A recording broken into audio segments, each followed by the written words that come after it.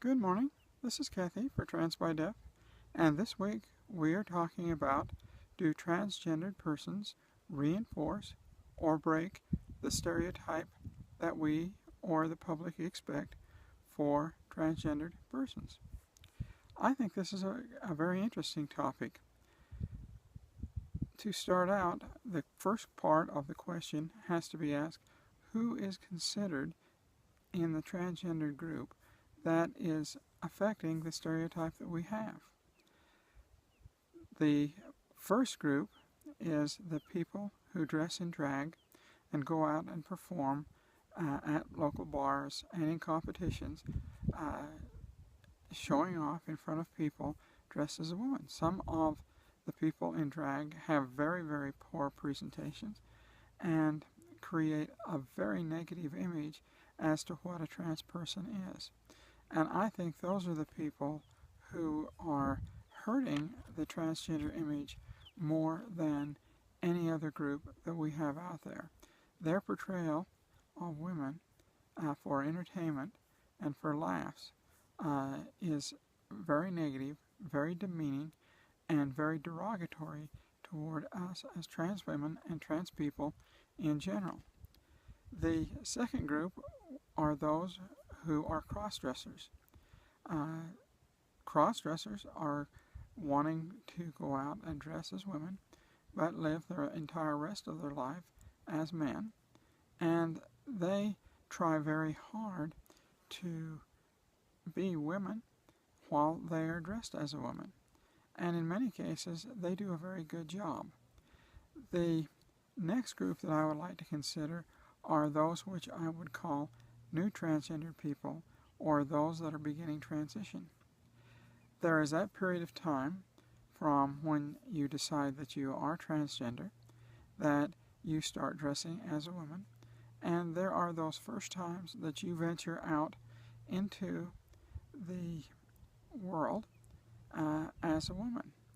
And it is very difficult. You don't just say abracadabra, I am a woman, my makeup is perfect, my dress is perfect, my mannerisms are perfect. It doesn't work that way. I always think back to one of my very first ventures out as a woman. I went to a meetup group of transgender and cis people to watch a bat flight in downtown Houston. While I was there, I had a couple come up to me and say, well, are you going to perform later at the drag show down at a bar not far from where we were? And I said no, I was going to go home and go to bed. And they talked with me a minute, and they said, well, we thought that you were dressed in drag and that's where you were intended on going. And I found that very insulting. A lady who was there with me, who was kind of my mentor, looked at me and she said, it's all right, Cathy. Everybody goes through this phase of learning to dress as a woman, learning to act as a woman, and learning not to act as though you're in drag. And I think that's a very important point to realize. Every new transgender person that you meet will be going, if they have not been out many times, are going to be very awkward. Their makeup is not going to be very good. Their dress is not going to be up to what it should be, and their mannerisms are not good. And I think that that people who are evaluating and looking at us and saying, what is our stereotype, they rate those people which they can recognize very easily because of their mannerisms and because they're new to it. I think that provides somewhat of the negative stereotype that we're seeing. The next group is the group that I call the stealth group. I'm never sure that you can be completely stealth. No matter how hard you try, sooner or later you make a little mistake and you're outed.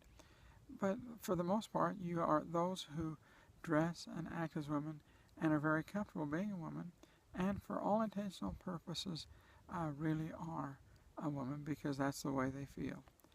Those people are not very often clocked as a transgender person. They are put in the cis women category, and so they are not really part of that image that we have, that stereotypic image we have, because they're not recognized. I know when I go out as a woman anymore, I'm not clocked at all. People, unless they had known me before, would not know that I was a transgendered woman. So I think that those people, there are a lot of us out there, but we are very seldom recognized because we do not want to be. Our goal is to be what we are inside that of a woman, not to show that we are transgender. The last category that I would like to address are those which I call the icons of being transgender. I would say our Harley of Trans by Deaf is one of the leading icons that I look up to. She is always speaking out and always looks like a woman, is very well dressed. I think Lady Vixen, who's been on this channel several times, is another icon that we have that is very much of a spokesman for us as trans women and very much a representative of what we have.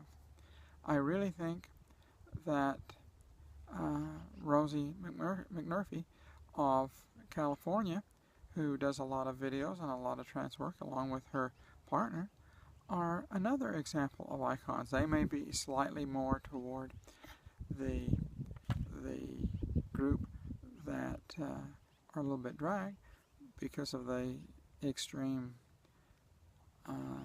modifications they've had to their body, but yet they're still part of that community and that image that we have. Those are the last group.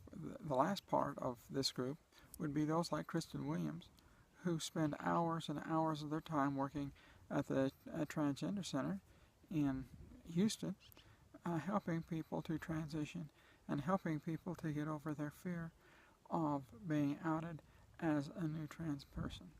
And I take my hat off to Kristen for all the work that she does in the trans community, and I think she really is an icon. Those are the people which I think give us the positive reinforcement or the positive image of the transgendered people. Well, that's what I have to talk about for today in Trans by Deaf.